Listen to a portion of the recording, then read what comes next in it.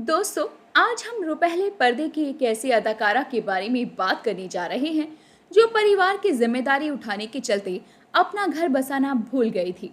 ये मशहूर अभिनेत्री थी नंदा। नंदा का जन्म 8 जनवरी 1939 को हुआ था। 75 साल की उम्र में 25 मार्च 2014 को नंदा का निधन हो गया था। नंदा अपने दौर की बेहद खूबसूरत और बेहतरीन हीरोइन थी। जब बॉलीवुड में नंदा ने काम करना शुरू किया था तो उनकी छवि छोटी बहन की बन गई थी, क्योंकि 5 साल की उम्र में उन्होंने काम करना शुरू कर दिया था। उस दौरान वो लीड एक्टर की छोटी बहन का किरदार निभाया करती थी, लेकिन बाद में उन्होंने इसे बदल दिया था। नंदा ने फिल्म जब जब फूल खिले, गुमनाम, प्रेम रोग जैसी हिट फिल्मों में काम किया। नंदा की फिल्मों में उनकी एंट्री की कहानी बड़ी दिलचस्प है। साल 1944 में जब वो 5 साल की थी, एक दिन जब वो स्कूल से लौटी तो उनके पिता ने कहा कि कल तैयार रहना, फिल्म के लिए तुम्हारी शूटिंग है, इसके लिए तुम्हारे बाल काटने होंगे। बता दें कि नंदा के पिता विनायक दामोदर कर्नाटकी मराठी फिल्मों के सफल अभिनेता और निर्देशक थे। बाल काटने की बात सुनकर नंदा नाराज हो गई।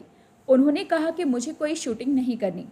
बड़ी मुश्किल से मां के समझाने पर वो शूटिंग पर जाने के लिए राजी हुई। वहां उनके बाल लड़कों की तरह छोटे छोटे काट दिए गए।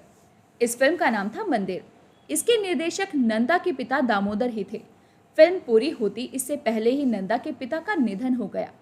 घर की आर्थिक हालत बिगड़ने के चलते अब जिम्मेदारी का बोझ आ गया था नंदा के कंधों पर।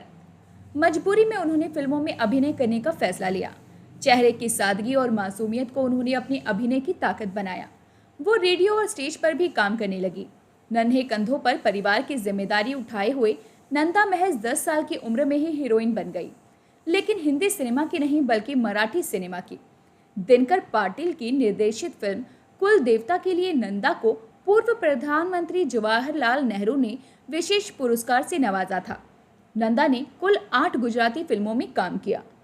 हिंदी में नंदा ने बतौर हीरोइन 1957 में अपने चाचा वी शांताराम की फिल्म तूफान और दिया में काम किया था। 1959 में नंदा ने फिल्म छोटी बहन में राजेंद्र कुमार की अंधी बहन का किरदार निभाया था। उनका अभिनय दर्शकों को खूब पसंद आया और उस दौरान लोगों ने उन्हें सैकड़ों राखियां भेजी थी। इसी साल राजेंद्र कुमार के साथ उनकी फिल्म धूल का फूल सुपरहिट रही। इस फिल्म ने नंदा को बुलंदियों पर पहुंचा दिया। बहन के रोल उनका पीछा नहीं छोड़ रहे थे। नंदा एक बार 1960 की फिल्म काला बाजार में देवानंद की बहन बनी। नंदा ने सबसे ज्यादा 9 फिल्में शशि कपूर के साथ की। उन्होंने उनके साथ 1961 में चार दीवारी, 1962 में मेहंदी लगी मेरे हाथ और जैसी फिल्मों में काम किया। लेकिन शशि कपूर के साथ सुपरहिट फिल्म रही जब जब फूल खिले। कई सुपरहिट फिल्में देने के बावजूद नंदा की अभिनय प्रतिभा का सही इस्तेमाल कम ही किया गया।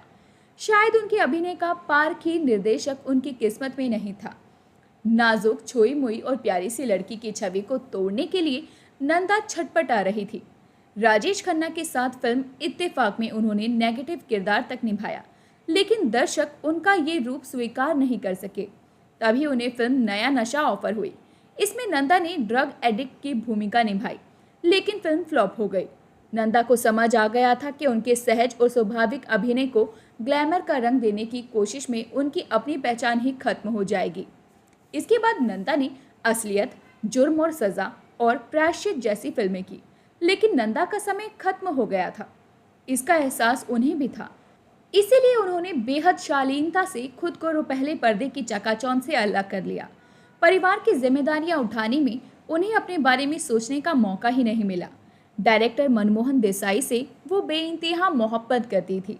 देसाई भी उन्हें चाहते थे, लेकिन बेहद शर्मीली नंदा ने मनमोहन को कभी अपने मन का और अपने प्यार का इजहार करने का मौका ही नहीं दिया और उन्होंने शादी कर ली। मनमोहन की शादी के बाद नंदा तन्हाई और गुमनामी के अंधेरों में खो गई। मनमोहन भी अपनी शादीशुदा जिंदगी में व्यस्त हो गए, लेकिन कुछ समय बाद ही उनकी पत्नी का निधन हो गया। इसके बाद मनमोहन ने फिर से नंदा के नाम मोहब्बत का पैगाम पहुंचाया। नंदा ने उसे कबूल कर लिया। उस दौरान नंदा 52 साल की हो चुकी थी। 1992 में 53 साल की नंदा ने उनसे सगाई कर ली लेकिन किस्मत को तो शायद कुछ और ही मंजूर था। सगाई के 2 साल बाद ही मनमोहन देसाई की एक हादसे में मौत हो गई। दोनों कभी एक नहीं हो पाए और नंदा अविवाहित ही रह गई। नंदा की आखिरी फिल्म थी प्रेम रोग। इसमें उन्होंने पद्मिनी कोल्हापुरी की मां का किरदार निभाया था। कहा जाता है कि नंदा जब भी बाहर जाती थी तो वो सफेद साड़ी में जाती थी, क्योंकि वो मन ही मन मनमोहन देसाई को अपना पति मानती थी।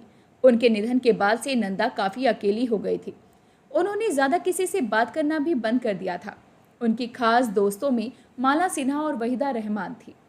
वहीं अगर बात की जाए इनके गांव के बारे में, तो नंदा का जन्म 8 जनवरी 1939 को कोल्हापुर में हुआ था।